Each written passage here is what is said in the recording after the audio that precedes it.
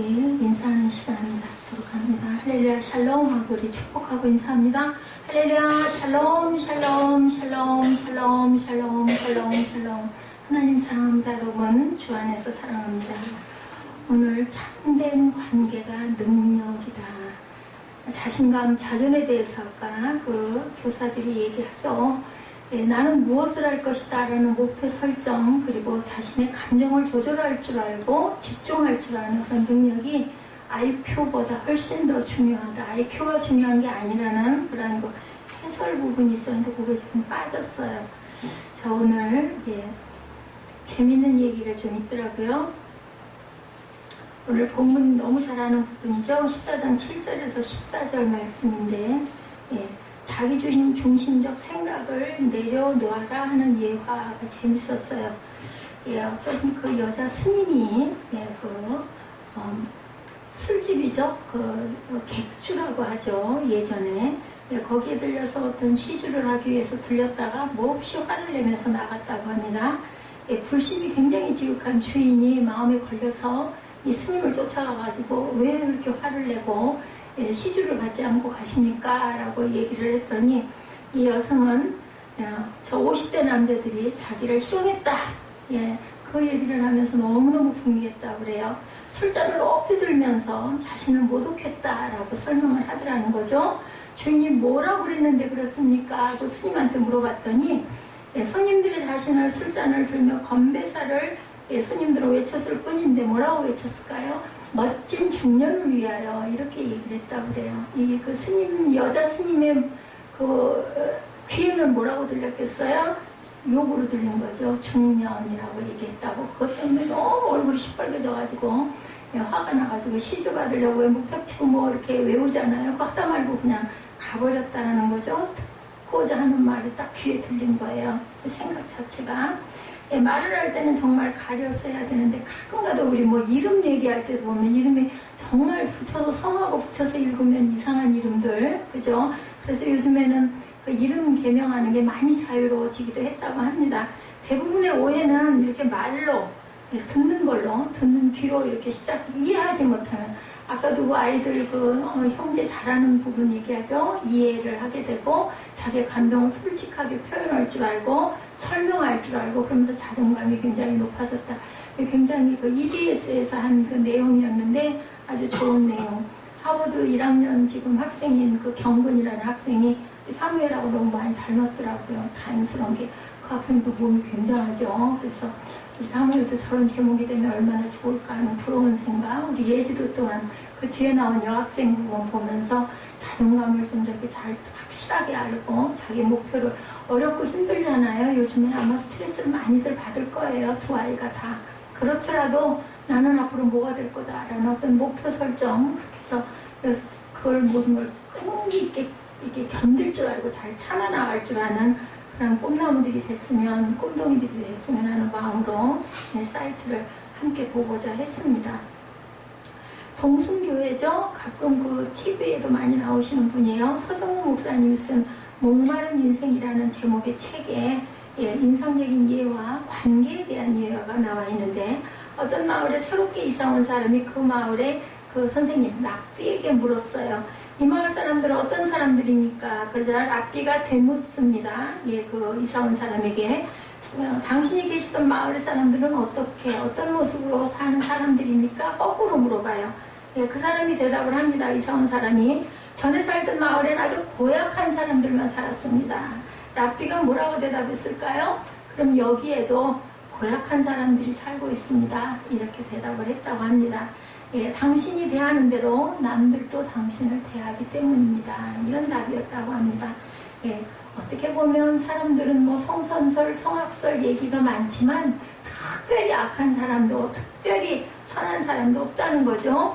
주는 대로 받게 되고 또 받는 대로 갚게 된다라는 겁니다. 내가 만나는 사람은 내가 어떻게 하느냐에 따라서 이렇게 달라진다. 그죠? 그리고 누군가에게 뭔가 좀 이렇게 베풀어 보세요. 상대방도 너무 고마우니까 거기에 대해서 말투도 부드러워지죠. 나긋나긋해. 내가 필요한 거를 누군가가 이렇게 제공을 해주면 얼마나 고맙고 감사해요. 여러분들 잘 아시죠? 어른들 동화라고 그러죠? 어린 왕자에 나오는 이야기입니다. 생텍쥐페리가 쓴 어린 왕자에는 여우가 어린 왕자에게 무정에 관해서 설명하는 장면이 나오는데, 오늘은 저 멀리 앉아 있어. 그리고 내일은 오늘보다 조금 더 가까이 앉아. 그리고 모레는 내일보다 조금 더 가까이 앉아. 그 다음에는 인사하고 한마디, 두마디 그렇게 말수를 늘려, 이렇게 설명을 합니다. 그러면서 너와 내가 조금씩 가까워지는 거야. 그렇게 하면서 너는 나를 알고 나는 너를 알아가는 거지. 이것을 서로가 서로에게 길들여진다고 하는 거야. 이렇게 얘기를 했다고 해요. 이렇게 길들여지면 세상에 수많은 여우가 있지만 너에게 길들여진 여우는 나 하나밖에 없을 거야. 이런 얘기를 했다고 합니다. 세상에 수많은 왕자가 있지만 나에게 길들여진 왕자는 너 하나밖에 없는 거죠. 이런 것을 친구라고 하고, 친구들 사이에 생기는 것, 바로 이것이 우정이야. 이렇게 설명을 했다고 합니다. 어른들을 위한 동화인 어린 왕자에서 생텍쥐페리가 말하고자 하는 핵심은 분명하죠. 우정은 저절로 만들어지는 것이 아니다. 한 발 한 발 가까이 가고 한마디 한마디 서로가 얘기를 하고 서로가 의사소통을 하다 보면은 내가 너를 알고 네가 나를 알고 그러다 보면 우리는 친구가 되는 거야. 이 얘기 여러분들 어떠세요? 예수님 말씀하고 같지 않습니까? 내 말이 네 안에 거하면, 그죠? 네가 모든 것을 이루리라. 오스트리아 빈의 요리 여왕으로 요즘에 굉장히 떴다고. 요즘에 아주 셰프들이 대단해요. 옛날에 보면은 무슨 주방에서 요리하는 사람들이 이렇게 떴겠습니까? 김소희 씨에 대한 인터뷰 교사가 신문에 실렸습니다. 조선일보에. 유럽에서 가장 유명한 요리사 중에 하나라고 합니다. 그녀에게 기자가 묻습니다. 킴 포트에 가면 셰프가 손님 얼굴을 보고 그 사람 요리를 맞춘다고 해준다고 하죠. 맞춘 요리를 해준다고 하죠. 얼굴을 보고 요리를 해준다고 합니다. 맞아요. 3개월에 한 가지씩만 예약을 싹 받았거든요. 아침에 문 열기 전 손님 명단부터 미리 봐요. 그 셰프의 예약입니다.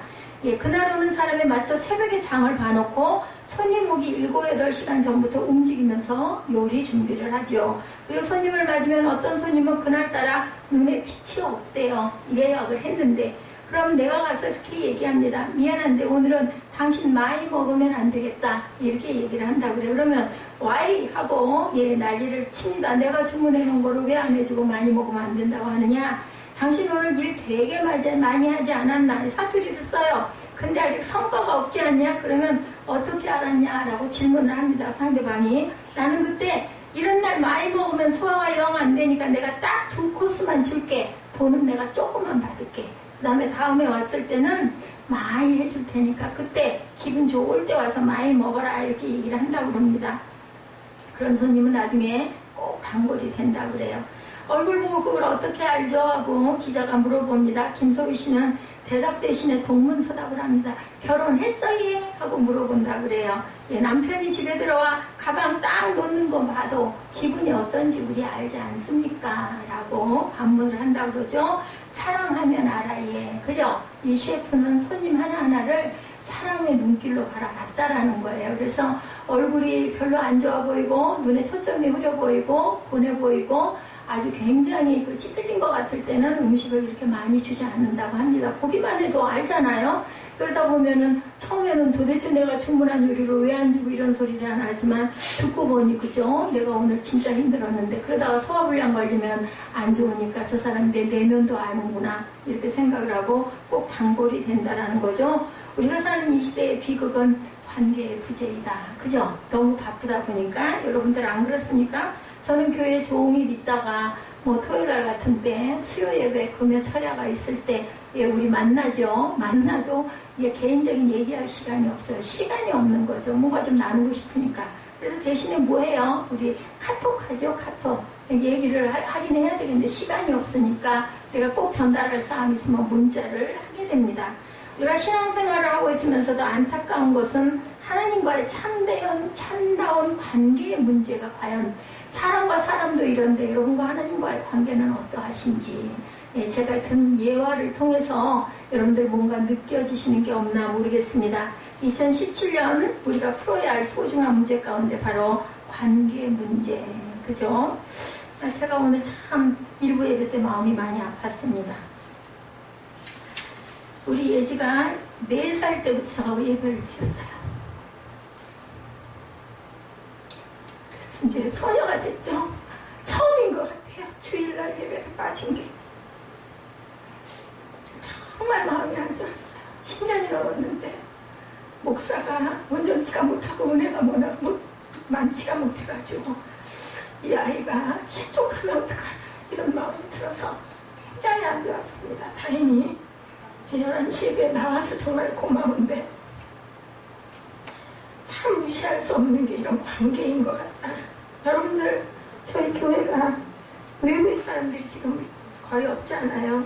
그럴수록 하나님께 대하는 태도, 여기는 성전이에요. 사람이 모이는 곳이기도 하지만 우리가 모일 땐 대개는 그냥 오지 않죠. 그냥 올 틈들이 없죠. 그래서 예배드리러만 옵니다. 그리고 유일하게 한 번 나누는 시간이 점심 먹는 시간이에요. 일주일에 딱 한 번이죠. 그 시간만이라도 너무 급하지 않았으면 좋겠어요. 제가 밥을 빨리 못 먹죠, 요즘에. 그렇게 됐어요. 어떻게 어찌하다 보면. 저 그렇지 않은데 엄청 전에는 빨리 먹고 했는데 요즘에는 잘 안 되더라고요. 제일 늦게까지 먹습니다. 제가 항상 식사를 하면 앉는 자세도 굉장히 불편하고 소화 부분도 어렵고 좀 높아요. 제가 서서 먹어야 밥 먹기가 딱 편해요. 저희 식탁들이. 근데 뭐 서서 먹을 수 없잖아요. 다리가 또 아프니까. 그래서 앉아서 먹고 하다 보면 자세가 불편해서 그런 것도 있고 어찌됐든 간에 제가 참 오랫동안 먹어요. 여러분들 조금만 한 5분 10분만 좀 늦춰주세요.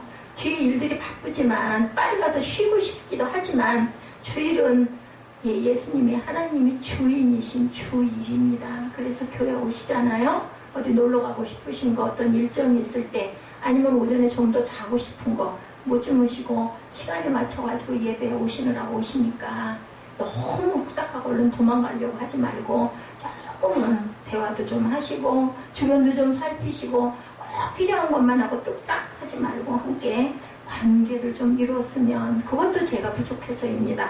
여러분들이 저하고 대화하는 게 너무 기쁘고 즐겁고 은혜가 되면 가라고 해도 안 가실 거예요. 근데 제가 부족해서 그런데 여러분들 쪽에서 저를 조금 생각하셔서 조금만 늦췄으면 좋겠다. 저는 오늘 말씀을 준비하면서 그런 생각을 해서 정말 다들 바쁘다. 우리 아들도 그런데요. 왔다가 그냥 어제 같은 경우도 나랑 천천히 좀 이따 밤에 데려다 줄 테니 공부도 좀 하고 하다 좀 이따가 가지 않을래 했더니 그냥 된 거 보라고 집으로 도망가잖아요. 그러니 무슨 말을 하겠습니까마는 여러분들 제 마음을 조금 헤아려 주시기 바랍니다.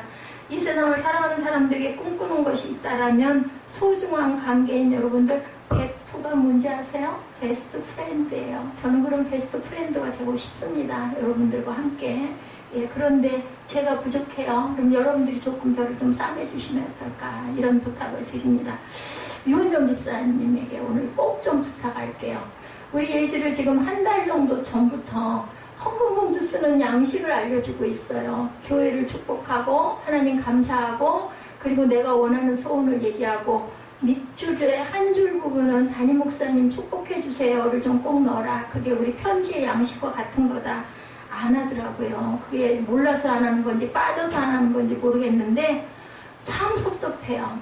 딸내미인데 그죠? 저한테 딸내미예요. 딸내미인데 4살부터 아니 태어나면서부터 제가 쟤를 굉장히 사랑했죠. 지금은 많이 대면되면 오히려 거꾸로 되긴 했지만 쟤를 보고 싶어서 가고 싶은데 가면 눈치가 보일까 못 가서 울었던 적이 있어요. 제가 잊히지가 않습니다. 태어날 때도 봤고 태어날 때도 엄청 울었어요. 엄마 아파하는 거 보고 많이 울었고 태어났을 때 그렇게 이뻤고 보고 싶었고 그런데 왜 목사님 축복하는 거 한마디 그게 네 축복이 된다. 담임 목사 축복은 분명히 하는 거다. 내가 부족하면 부족하기 때문에 축복을 해줘야 된다고 얘기를 하는데 안 들어요.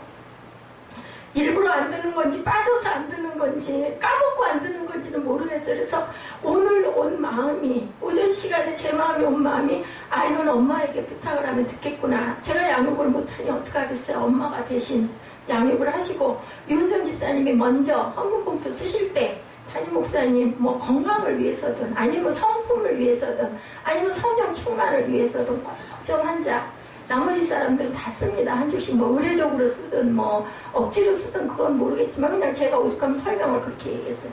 그냥 편지 쓸 때 안녕하셨어요? 끝에 안녕히 계세요. 어떠세요? 건강하시죠? 뭐 이런 인사하는 거랑 같다고 생각을 해라. 그러면 그 축복받은 목사님이 또 너를 위해서 기도해 주시지 않겠니? 제가 그렇게 얘기를 했습니다.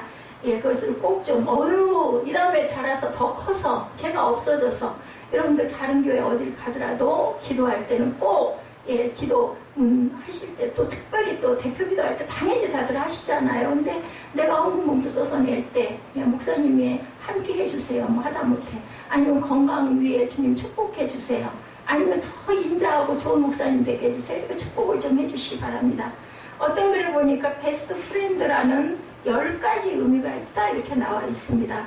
예, 뭐 베스트 아시죠? BEST, FRIEND예요. 첫 자를 따서 B는 항상 믿어주는 사람, 빌리브입니다. E는 기쁨을 나눌 수 있는 사람, 엔조이입니다. S는 함께 있으면 미소가 저절로 나오는 사람, 스마일입니다. T는 작은 것에도 감사하는 사람, 땡크이죠, 땡크. 그 다음에 프렌드입니다. F는 눈빛만으로 느낌이 통하는 사람, feel. 그리고 R은 격의가 없지만 또한 존중해주는 사람, respect. I는 떨어져 있어도 생각나는 사람, idea. E는 잘못은 확실히 인정하는 사람, excuse. N은 필요할 때 함께하는 사람의 need. D는 발전에 도움을 주는 사람인 develop라고 이렇게 나와 있어요. 우리가 마땅한 자리에 앉아야 된다. 오늘 본문이죠. 저도 이런 경험이 있어요. 내 자리 괜찮을 줄 알고 상관없는 줄 알고 앉았는데 아유 죄송합니다. 뭐 이 자리는 예를 들면 누가 앉으실 자리인데요. 하다 보면은 머쓱해지죠. 자리로 옮겼던 기억이 제가 한두 번 있어요.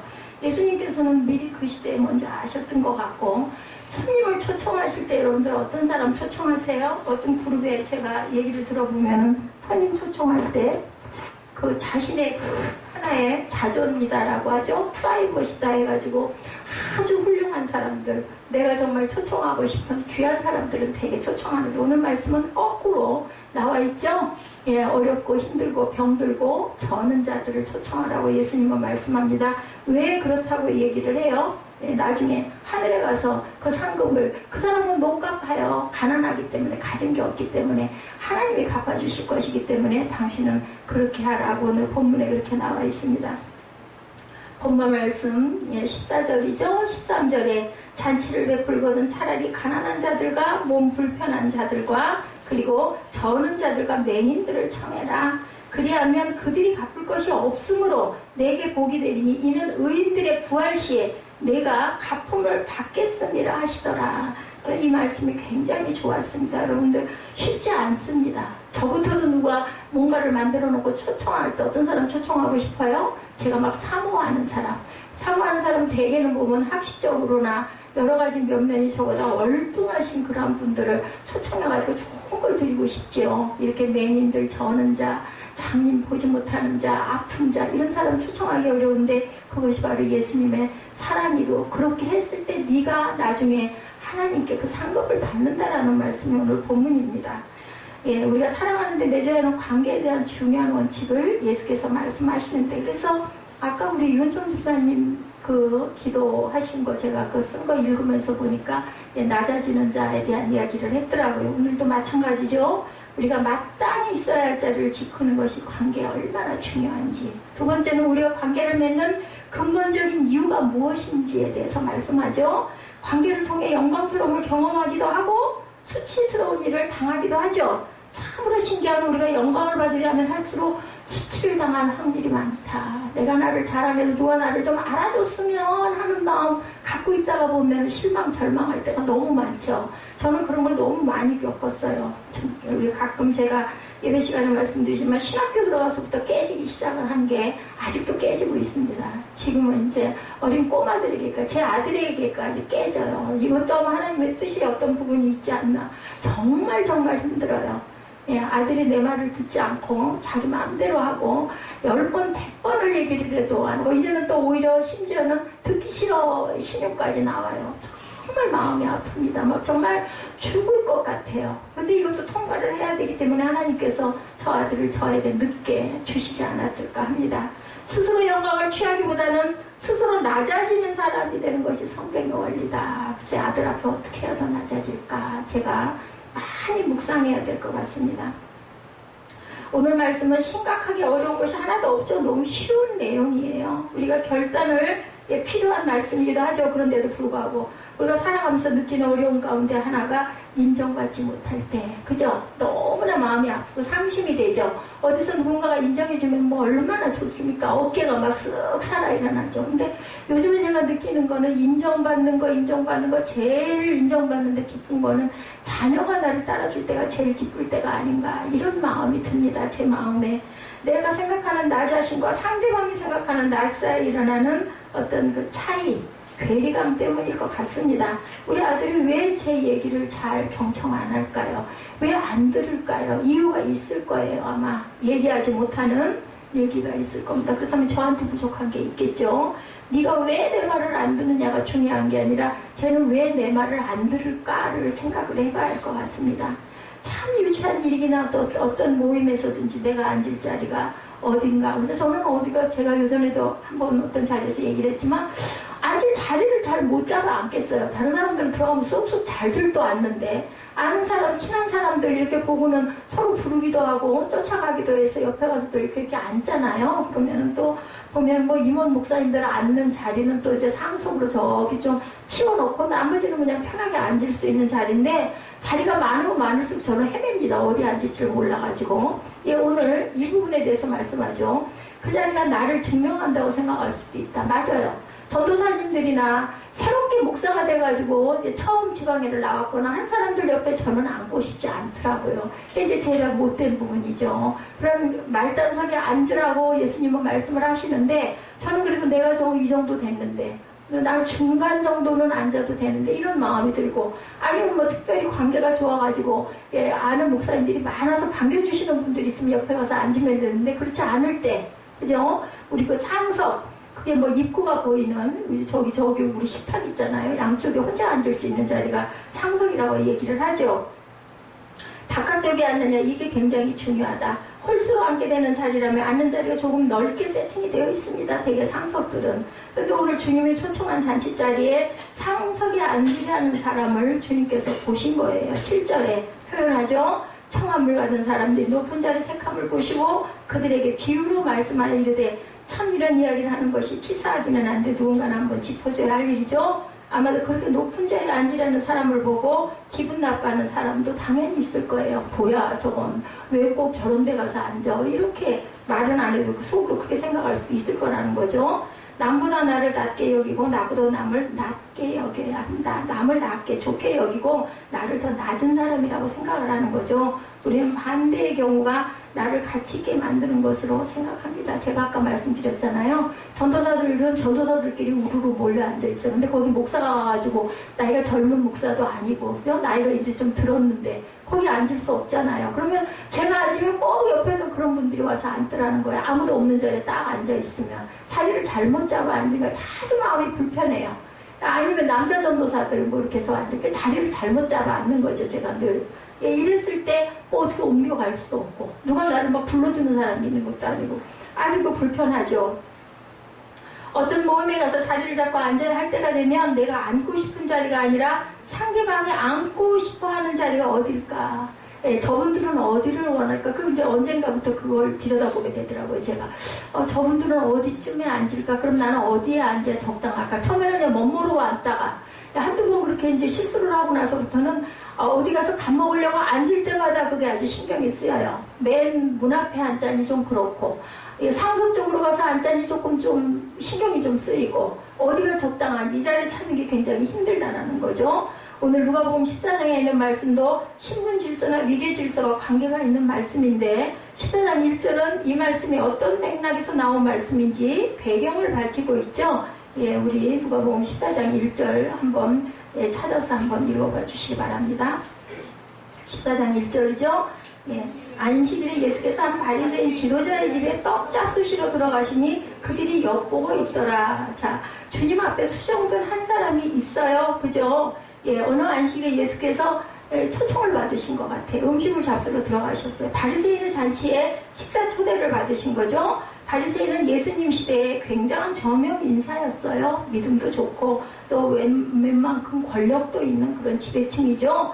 사회 지배층 중에서도 이 바리새인들은 꼭대기층에 있는 사람들이었습니다. 사람을 사귈 때도 가난한 사람, 죄인, 장애인들과 상종하지 않고, 그리고 헬라인이나 이방인들하고는 절대로 식사도 같이 하지 않던 아주 유난히 사람을 가려서 사귀는 특권층, 그리고 사회 종교적인 계층이죠. 그렇게 높은 신분 질서를 자랑하고 유난히 사람을 가려 사귀는 바리새인의 집에 예수께서 식사 초대를 받아서 가신 사건이에요. 그 식사 현장에서 예수님은 그 당시 유대사회에 흔히 벌어지는 풍경을 보신 거죠. 초청을 받은 사람들이 높은 자리를 골라 잡는 걸 본 거죠. 저처럼 모르고 덜퍼 앉는 게 아니라 나의 그 지위다 생각을 하고 그런 좋은 자리를 잡고 가서 앉는 거죠. 예수님 시대에는 큰 잔치를 열고 손님을 초대할 때는 자기 집안에 체면이 걸려있기 때문에 아까 말씀드린 대로 사회적으로 인정받고 존경받는 사람들 위주로 초대를 합니다. 누구든지 마음이 아마 그럴 것 같아요.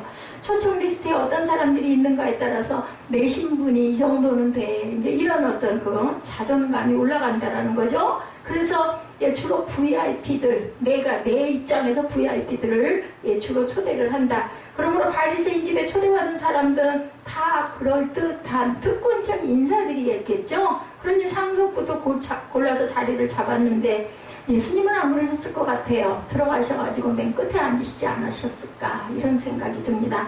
예수님은 이 광경을 보시고 주인인 바리새인은 물론이고 잔치에 초대된 모든 사람들이 듣도록 두 가지를 말씀하신 게 첫째 7절에서 11절에 초대받은 사람들이 어떤 처신을 하는가에 대해서 말씀하시고 둘째 12절에서 14절에서는 손님을 초대하는 주인이 어떤 자세로 손님을 초대할 것인가에 대해서 말씀합니다. 손님들에게 주는 교훈이에요.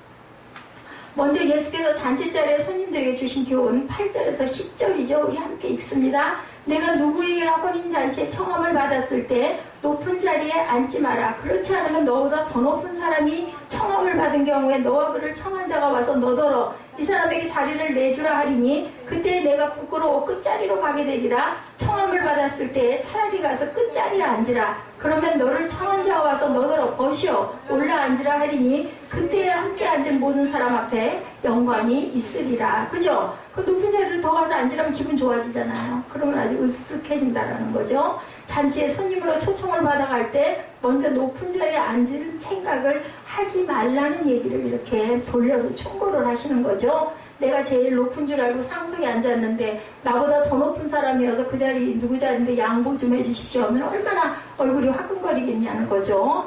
낭패스럽죠. 여러 사람들이 지켜보는 가운데 얼굴 붉히고 낮은 자리로 내려가 앉을 때 그 잔치에 온 아무런 의미가 없어지게 된다는 거죠. 이렇게 하는 대신에 잔치 자리에 들어올 때부터 아예 맨 끝에 가서 앉아서 누군가가 그래서 그게 참 좋은 것 같아요. 자리에 명패를 딱딱 써붙여놓는 그런 자리가 참 좋겠다라는 생각을 해봤습니다. 그래서 그날 초대받은 모든 사람들에게 영광을 얻게 될 거다. 왜 거기 앉으셨어요? 이리 오십시오. 이랬을 때 얼마나 좋겠느냐는 거죠.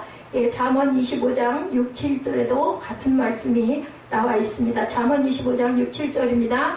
왕 앞에서 스스로 높은 채 하지 말며 대인들의 자리에 서지 말라. 이는 사람이 내게 이리로 올라오라고 말하는 것이 내 눈에 보이는 귀인 앞에서 저리로 내려가라고 말하는 것보다 나음이니라. 이렇게 증거합니다. 비록 자기가 얼마든지 높은 자리에 앉을 자격이 있다 생각할지라도 겸손하게 낮은 자리를 먼저 차지했다가 주인이 높은 데로 올라가라고 하는 말을 듣는 것이 처음부터 높은 자리에 앉았다가 아래로 내려가는 것보다 당연히 낫겠죠. 예수님께서는 미리 이런 것을 아시고 그 지혜의 말씀을 인용하셔서 삶의 경험에서 나온 지혜로 말씀을 하셨다. 그런데 잠언 말씀에도 똑같은 말씀을 하십니다.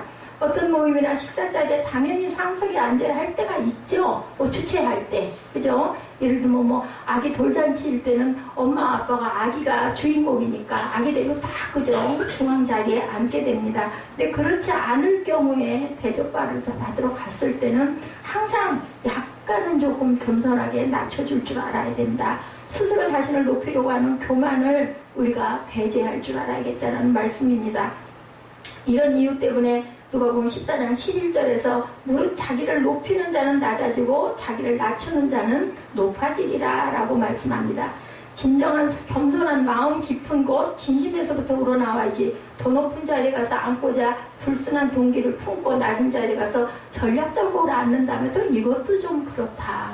내가 앉을 만한 자리였을 때 조금 좀 이렇게 겸손하게 약간 양보할 줄 아는 그런 마음 정도로 하라는 거죠. 진정한 덕이라는 것은 과하지도 모자라지 않는 알맞는 상태여야 한다. 용기가 지나쳐 만역이 되지 말아야 되고, 그렇다고 해서 용기가 모자라서 소심한 걱정이도 되지 않는 만용과 소심 사이에 알맞는 중간. 그래서 중용이라는 말이 굉장히 중요합니다. 마찬가지로 겸손 역시 자기보다 훨씬 더 높이려는 교만도 아니고 자기보다 훨씬 낮추려는 비굴도 아니고 자기 자신만큼 되는 교만과 비굴의 중간쯤 되는 상태가 겸손인 것을 우리가 기억해야 된다. 예수님의 말씀을 들으면서 우리가 품게 되는 고민은 어떻게 하면 자기를 높이는 교만에 빠지지 않고 또한 자기를 존중할 수도 있고 어떻게 하면 자기를 비하하지 않고도 겸손해질 수 있는가. 이게 지혜인 것 같아요. 그죠? 예, 지혜입니다. 오늘 이 말씀을 듣는 저와 여러분은 교만하지도 않고 비굴하지도 않고 그죠? 적당한 자리를 잘 겸손한 분들이 되시기를 주님의 이름으로 축복합니다. 그래서 제가 성령의 열매가 굉장히 중요하구나. 예. 우리가 성령 충만을 항상 받죠. 은사가 나타나죠. 우리 일부 예배 때 핵심 말씀이었습니다. 그런데 우리는 그것보다는 내적으로 맺히는 성령의 열매를 우리가 사모할 줄 알아야 된다는 거죠. 예, 이 자리가 관계와 삶이 어떠한지 보여주는 척도가 될 수 있기 때문에 사람들은 자기 자리를 놓치지 않으려고 굉장히 아주 머리를 씁니다. 자리는 단순히 위치의 문제일 뿐 아니라 우리의 삶에도 적용되는 문제이기 때문이죠. 중요한 것은 진실하게 자신을 보면 겸손해지는데 거짓된 자신을 보면 교만해질 수밖에 없다. 진실함으로 자신을 보는 것은 하나님 앞에서 자신을 보는 것이고 거짓된 자신의 모습을 보는 것은 죄에 속하는 것이라고 말씀합니다. 요한 1서 1장 8, 9절의 말씀입니다. 만일 우리가 죄가 없다고 말하면 스스로 속이고 또 진리가 우리 속에 있지 아니할 것이요 만일 우리가 죄를 자백하면 그는 믿으시고 의로우사 우리 죄를 사하시며 우리를 모든 불의에서 깨끗하게 하실 것이요. 신기한 것은 스스로 겸손해지면 상대방이 보입니다. 상대방이 보여야 배려하는데 교만해서 눈이 높아지고 고개를 치켜들고 있으면은 상대방이 안 보이는 거죠. 참다운 관계는 이렇게 상대방이 보여야 한다. 내가 내 자신보다는 상대방 쪽에서 입장을 이해할 줄 알고 안을 줄 알고 섬길 줄 알아야 되겠다. 신앙이 우리를 참된 관계로 인도하는 것은 낮아진 우리가 누군가를 생각하고 나보다 낮게 여길 때 될 수 있는 거죠. 참다운 행함에 대한 말씀을 나누며 오늘은 특별히 관계에 대한 말씀을 나누고 있습니다. 좋은 관계는 서로에게 유익하고 서로의 만남으로 인해서 힘을 내죠. 오히려 같이 만나면 더 핫해지면 그저 힘이 납니다. 그때 능력 있는 관계를 만들어 가죠. 그렇지 못할 때는 어때요? 만남으로 인해서 오히려 깨져가지고 그죠? 그걸로 인해서 오히려 산산조각이 날 때 그죠? 우리 마음 안에 상처가 굉장히 깊어진다라는 것. 능력 있는 관계를 위해서 예수께서 가르쳐 주신 대로 주시는 것이 있는데 남을 배려하라는 거죠. 배려라는 것이 힘들고 굉장한 것 같지만 작은 것에서 시작되고 세심한 생각에서 만들어지는 거다. 오늘은 시작하기 좋은 날이라는 이러한 책이 있습니다. 연극 공연을 준비하고 있는 배우에게 어느 날 친구가 찾아왔어요. 친구는 연습하는 배우를 말없이 바라보다가 친구 자네 구두끈이 풀어졌네. 그 얘기를 하니까 얼른 이 친구는 끈을 매는 거예요. 매고는 열심히 연극 연습을 계속했어요. 그러다 조금 있다가 친구가 그걸 구경하다가 돌아왔어요. 돌아가자마자 구두끈을 다시 풀고 이 배우가 연습을 합니다. 옆에 있던 사람이 그 모습을 보고 이상하다 생각을 하고 아니 왜 멀쩡한 구두끈을 푸십니까? 라고 물어봤다고 그래요. 뭐라고 대답했을까요? 배우가 웃으면서 대답합니다. 이번 연극의 내 배역은 거지입니다. 구두끈을 풀고 어수룩하게 보여야 하는데 내 친구가 와가지고 나름대로 나를 생각해서 구두끈 풀어졌네 했는데 거기다 대고 나는 거지이기 때문에 구두끈을 풀어야 돼 해가지고 그 사람 기분을 상하게 해주고 싶지가 않아서 그 사람의 배려를 내가 받아들였는데 이제 갔으니까 거지 역할을 구두꾼을 풀고 하는 게 맞습니다 라고 설명을 했다고 하죠. 관계를 생각하게 하는 작은 배려, 그 배려를 받아들이는 친구가 정성을 들여가지고 나에게 신경을 써주는 부분을 받아들이는 거죠. 일단은. 그래서 관계가 깨질 때 관계의 문제는 함께 문제가 된다. 그래서 관계의 문제는 회피해서 될 문제가 아니라 해결해야 할 문제이죠. 많은 사람이 문제가 생기면 상대방과 거리를 두려고 하죠. 거리가 생깁니다. 나도 모르게. 그죠? 뭔가 모르게 딱 차단이 되는 느낌이 들죠. 하지만 정서적인 문제가 해결되지 않죠. 감정이 남아 있습니다. 그것이 분노와 비난 혹은 복수심으로 발전합니다. 관계의 문제가 더욱 힘든 것은 누구의 잘못인지 인과관계가 명확하지 않다. 입장에서 보면, 그 입장에서 보면 그게 그 사람이 굉장히 억울하고, 내 입장에서 보면 내 입장이 너무너무 속상하고 억울한 거죠. 이 함께라는 문제는 굉장히 우리가 릴레이션십이다, 이해의 문제일 수밖에 없다. 이 영어의 단어가 의미하는 것은 한 배를 탔다인 거예요. 쉽이 붙어 있죠. 뒤에 보니까 릴레이션십이.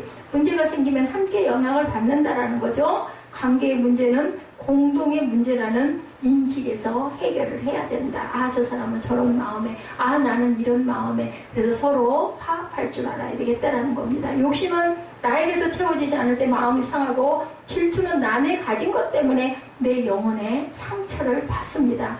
영혼과 마음의 상처가 나면 작은 자극에도 쓰리고 아파요. 우리 상처나는 자리 이렇게 슬쩍만 건드려도 막 아프잖아요. 이렇게 된다는 거죠.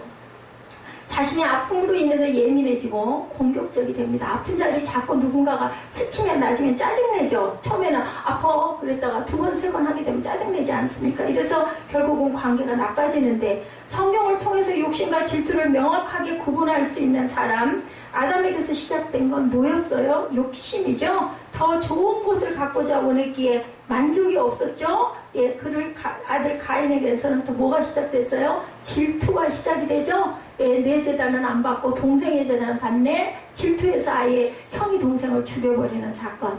아담과 하와는 하나님만큼 좋아지고 싶다 보니까 욕심을 부리게 돼가지고 선악과를 따먹어서, 그죠? 예, 에덴 동산에서 추방이 되는 그러한 사건이 일어납니다. 예, 두 가지 공통점은 공동체를 파괴한다라는 거예요. 우리 교회도 마찬가지죠. 예, 우리가 항상 상대방의 입장에서 먼저 생각하고 내가 겸손하고 온유해질 줄 알아야 되겠다. 질투는 욕심보다 훨씬 더 위험합니다. 욕심은 개인적인 것에 머무르지만 질투는 관계적이기 때문에 오늘 보면 인간관계에서 흔히 일어나는 잔치의 비유에도 나타났다는 거죠. 누군가 초청하는 사람이 있고 초청을 받은 사람도 있죠. 근데 누군가 함께하는 그 자리에 수치스러운 일과 영광스러운 일이 동시에 일어날 수 있다는 것을 우리가 생각할 줄 알아야 된다. 이유는 10절, 11절입니다. 청함을 받았을 때 차라리 가서 끝자리에 앉으라. 그러면 너를 청한 자가 와서 너도 더시 올라 앉으라 하리니 그때 함께 앉은 모든 사람 앞에 영광이 있으리라. 무릇 자기를 높이는 자는 낮아지고 자기를 낮추는 자는 높아지리라. 청함을 받은 사람이 다른 사람을 생각하지 않고 높은 자리에 앉으면 더 높은 사람이 왔을 때 그 자리를 내놓고 밀려나가야 되다 보면 기분이 완전히, 그죠? 펑크러질 수밖에 없다. 누군가를 배려하는 자세는 자신보다 나를 더 낮게 여기는 자세에서 시작이 된다. 손님들 초대하는 주인에게 주는 교훈입니다. 예, 고대 근동지방의 손님 초대는 아주 신경을 써야 하는 까다로운 문제였다고 합니다. 어떤 부류의 사람들을 초대하는가에 따라서 자신의 신분이 결정되는 사회였다고 하죠. 예, 이런 그 결정되는 사회이다 보니까 굉장히 예민하고 민감한 부분이었습니다. 지체 높은 사람이 자기보다 신분이 높거나 비슷한 사람을 초대하려고 하는 것이 일반적인 관습이었는데, 결혼식이나 팔순잔치에 대통령이나 장관, 우리 사회에서 유명한 분들이 하객으로 몰려오면 주인은 왠지 모르게 자기 위치가 덩달아 올라간 것 같은 그런 느낌을 받습니다. 그래서 뭐 가문이 잘 돼야 된다라는 얘기를 그래서들 하죠. 식사 자리야말로 어떤 자리예요? 쌍방교류 상호 보완의 전제로 한 자리가 아닐 수가 없는데, 초대한 사람들은 또 나를 초대해서 대접할 것이라는 기대 속에서 모든 식사 초대에 대접이 일어난다. 아, 내가 이 사람 초대하면 나중에 나도 또 좋은 자리에 나도 불러주겠지? 뭐 이런 게 관계라는 거죠. 예수님은 이 풍습과는 전혀 다른 식사 손님 초대를 주문하신 게 오늘 본문이죠. 12, 13절. 자기를 청한 자에게 이르시되 내가 점심이나 저녁이나 베풀거든 벗이나 형제나 친척이나 부한 이웃을 청하지 말라. 두렵건대 그 사람들이 너를 도로 청하여 내게 가품이 될 거 아니야. 세상에서 가품을 받아버리고 나면 하늘나라에서 베풀어 줄 게 아무것도 없다라는 말씀을 하는 겁니다. 예수님은 이 말씀을 다름 아닌 당신을 초대한 바리새인에게 주셨다라는 거죠. 지금도 그렇지만 예수님 시대의 식사 초대는 give and take이었다라는 겁니다. 누구를 초대할 때는 반드시 그 손님이 담례의 초대를 내게도 할 것이라는 기대를 갖고 초대를 하니 그러지 말라는 거죠. 부유하고 신분이 높은 사람을 초대해서 상다리가 휘어질 정도로 대접을 잘해주면 반드시 나를 대접할 것이다. 그죠? 그런데 예수께서는 이와 같이 대접받을 생각을 하고 누군가를 초대하려 치면 초대하지 말아야 할 사람 네 부류와 초대해야 할 사람 네 부류가 있다라고 오늘 본문에서 말씀하죠. 초대하지 말아야 할 사람 벗, 친구, 형제, 친척, 부한 이웃이라고 이렇게 말씀을 합니다. 아마도 이들은 서로 친한 사이이기 때문에 대접받으면 당연히 서로 대접을 하겠죠. 예수님은 그것을 언급하시고 대접이라는 것이 아무것도 기대하지 않고 값없이 은혜를 베푸는 선물이 되어야 한다라고 말씀을 하죠. 진정한 의미의 대접은 전적인 은혜로 값없이 베풀어주는 선물이 되어야 되지 그렇지 않으면 안 된다. 그래서 초대해서 잘 대접해 놓고도 다시 그만큼 대접을 받으면 대접한 은공이 사라지게 된다라는 얘기입니다. 그래서 중요한 것은 예수님이 잔치자리에 꼭 초대하라고 권하는 네 부류의 사람들, 어떤 사람들, 가난한 자들, 몸 불편한 자들, 저는 자들, 맹인들을 초대하라고 말씀을 하죠. 이것이 예수님 시대의 최하층민으로 종교적으로 사회적으로 변방으로 밀려난 아웃캐스트, 버림받은 사람들이라는 것. 예수님은 굳이 잔치를 배설해서 손님을 초대하려면 이런 부류를 초대해라. 이런 은혜가 있어야 네가 나중에 대접을 받는다라는 거죠. 그래서 거꾸로 매겨지는 구원 열차의 등급입니다. 우리 교회가 항상 조심해야 되겠다. 저희 교회 만약에 그런 사람이 왔다면 저희들은 어떻게 할 것인가. 그죠? 한번 상상해 보십시오. 어땠을까? 무명한 사람, 못난 사람, 더러운 사람, 마음과 몸에 장애가 있고 상처가 있는 사람을 불문하고 누구나 다 올 수 있는 곳이 교회가 돼야 되겠고 그런 천국 잔치자리가 되어야 된다라는 거죠. 옛날 미국 서부시대에 자동차가 나오기 전에 역마차를 타고 다녔다고 합니다. 대개 한 6명 정도 탈 수 있는 역마차였는데요. 1등석에서 3등석까지 얼마의 요금의 격차를 가지고 우리 비행기도 그렇지 않습니까? VIP석이 따로 있죠. 그리고 1등석, 2등석이 있습니다. 역마차가 그랬다고 합니다. 비가 오는 날 바퀴가 진창인 웅덩이에 빠진다든지 언덕배기가 너무 높아서 올라갈 수가 없어요. 어땠을까요? 이때 1등석에 탄 승객은 좌석 밑으로 내려갈 필요가 없어요. 2등석에 탄 사람들은 내려서 걸어가야 돼요. 3등석에 탄 사람들은 내려서 그걸 밀어야 돼요. 그게 요금의 격차였다고 이렇게 얘기를 합니다. 그야말로 육체적인 노동을 감수해야 하는 승객들이 바로 3등석에 탄 사람들이다. 이런 이야기를 읽을 때 예수님이 지정해 주시는 좌석은 다르다. 그죠? 여러분들 생각만 해봐도 다르죠? 하나님 나라에서 1등석은 손가락 하나 까딱 안 하고 대접만 받는 좌석이 아니고 어떤 사람들이라고 그래요? 섬기고 희생하고 아무 보상도 기대하지 않고 기꺼운 마음으로 대접하는 자들이라는 거죠. 그렇기 때문에 3등석에 탄 사람들이 세상에서 그 마차를 끄는 것처럼 하늘나라에서는 오히려 그렇게 아주 1등석에 앉은 사람들이 오히려 대접을 하는 자들이라는 거죠. 설국열차 아닌 구원열차의 1등석 승객들이 되시기를 바랍니다. 우리에게 되갚을 능력이 없는 사람을 대접할 때 하나님이 우리의 선행을 대신 갚아주신다라는 것이 오늘 아주 귀한 마지막 말씀이죠. 14절이죠. 그리하면 그들이 갚을 것이 없으므로 내게 복이 되리니 이는 의인들의 부활 시에 내가 갚음을 받겠음이라 하시더라. 오늘은 시작하기 좋은 날이라는 책에 보면 인간관계를 원만하게 유지하는 데 필요한 3가지 법칙. 첫 번째, 여러분들 말씀 다 끝났습니다. 노크의 법칙입니다. 상대방의 마음의 문을 열려면 먼저 노크를 하라는 거죠. 그리고 나에 대해서 알려줘라. 다음은 거울의 법칙이라고 합니다. 거울은 먼저 안 웃죠. 누가 웃어야 웃어요? 내가 웃어야 거울이 웃습니다. 거울이 그냥 웃는 법은 없어요. 내가 웃는 얼굴을 할 때 거울 속에서 나도 웃게 되는 것처럼 내가 먼저 상대방에 관심을 갖고 공감하고 배려하라.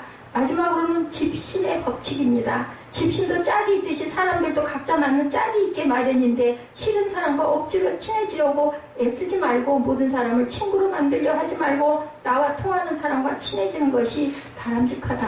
아까 생백주베리의 어린 왕자에서도 제가 말씀드렸죠. 친구의 관계는 그냥 생기는 건 아니다. 조금씩 한 발 한 발 가까워지고 서로가 한마디씩 나누고 서로가 소통을 하고 그렇게 되다 보면 우리가 상호가 교환이 되는 친구가 될 수 있다는 것과 같은 말씀입니다. 배울 점이 참 많은 글이시죠. 글입니다. 소유냐 존재냐라는 책으로 유명한 에릭 프롬은 삶은 소유하는 것이 아니라 존재하는 것이다 라고 얘기합니다.